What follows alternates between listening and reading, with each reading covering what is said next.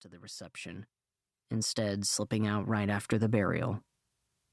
Almost everyone else had chosen to join us, though, and now the house was filled with low murmuring and somber but polite conversation. From my spot on the porch looking out at the yard, I heard Tanya speaking with my parents. "Do you know where Caleb went?" she asked. "I'm not sure," I heard my mom say. "Maybe out on the porch?" I didn't hear Tanya's response because something in the distance caught my eye.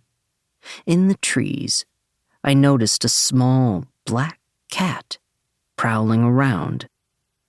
My family hadn't had a pet in a long time.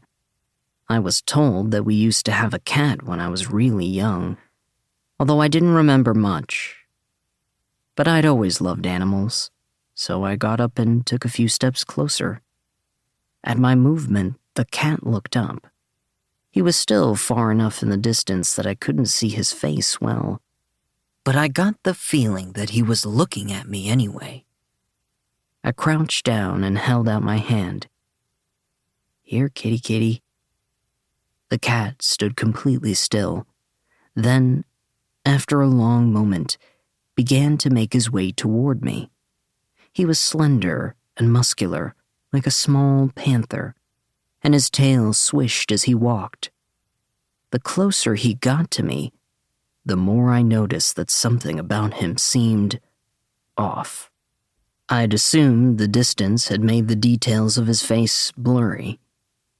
But as he approached, I realized he wasn't coming any more into focus. Where his eyes, mouth, and nose should have been, there was just darkness.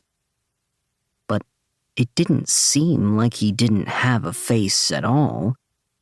It was more like my brain couldn't process it.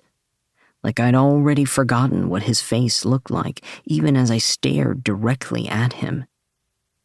His form seemed almost smudged out, as if someone had tried to erase him but couldn't quite get all the way there. I felt the hair on my arms stand up, and even though it was almost 100 degrees out, I suddenly felt very, very cold. Behind me, the screen door slid open. "Caleb?" Tanya said. I turned to look at Tanya, blinking at her. "Did you see that cat?" She scanned the porch and backyard, using her hand to shield her eyes from the direct sunlight. She shook her head. "No. Was there a stray running around here?" I looked back at the trees. The cat, of course, was gone. "I guess so," I mumbled. I sat back down in the rocking chair. Next to me, Tanya shifted her weight from foot to foot. "Do you want company?"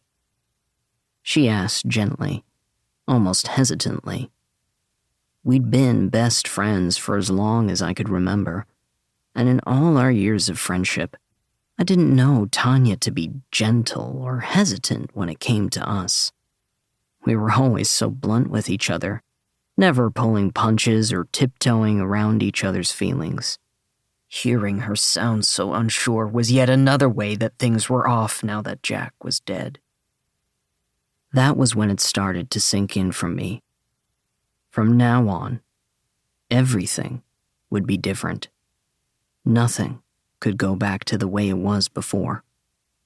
"I think I just want some alone time right now," I said quietly. She nodded. "All right. Well, I'll be inside if you need me, okay?" "Okay. I'll head inside in a bit." She nodded again.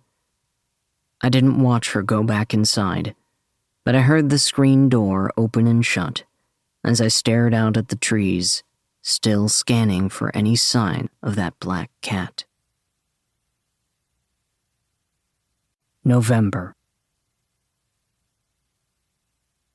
2. 5 months after Jack died, I went to a house show with Tanya.